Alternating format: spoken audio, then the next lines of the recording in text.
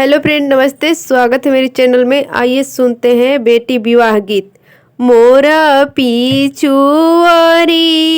हो घनी बसवरिया, तोता मैना लिहली बसेर। मोरा पिछुअरिया हो घनी बसवरिया, तोता मैना लिहले बसेर। सोई गइले मैना हो सोई गइले तोता, सोई गइले तोता हो सोई गइले मैना, सोई गइले गाँव के लोग, सोई गइले गाँव के लोग। एक नाही सोवेले बेटी के पापा, एक नाही सोवेले बेटी के पापा। जेकरा दहेजवा के सोच, जेकरा दहेजवा के सोच, भीतरे से निकले लिया हो कवनयामा, भीतरे से निकले लिया हो कवनयामा। पापा से लेरी झियाई, कैसे के मोरे स्वामी नींद नहीं आवे, कैसे में मोरे स्वामी नींद नहीं आवे। जेकरा घरे कन्या कुंवारी, जेकरा घरे कन्या कुंवार, अतना बचन सुनी पापा हो कवन पापा, अतना बचन सुनी बोले ले कवन पापा। बोले ले मनवा गिराई, बोले ले मनवा गिराई।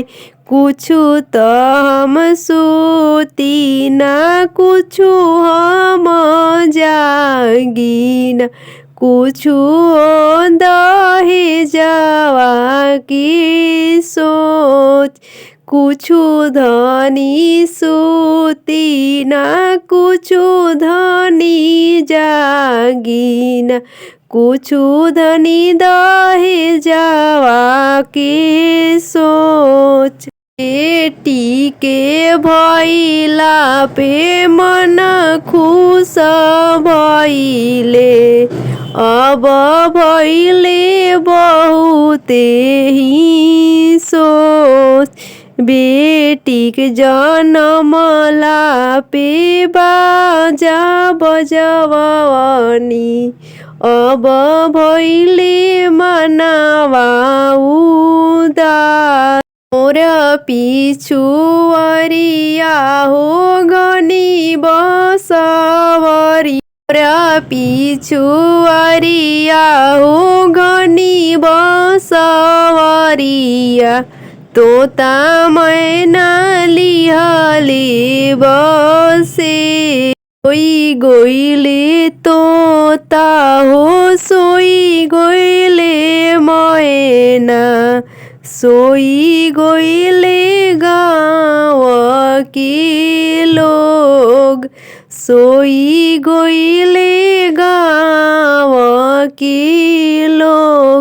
एक नाही सोवेले बेटी के भैया, जेकरा दहेजवा के सोच, घर में से निकले ली भाभी हो कवन भाभी स्वामी से पूछेली।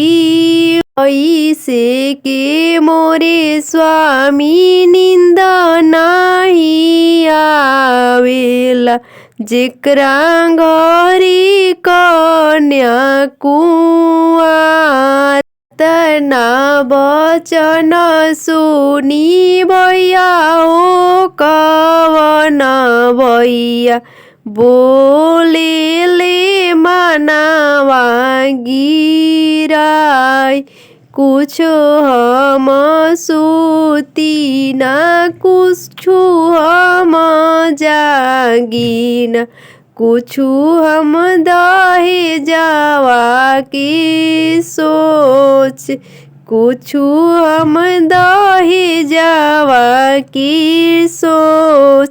बहिना के भैला पेर बाजा बाजेला, अब भैले दहेजवा की सोच।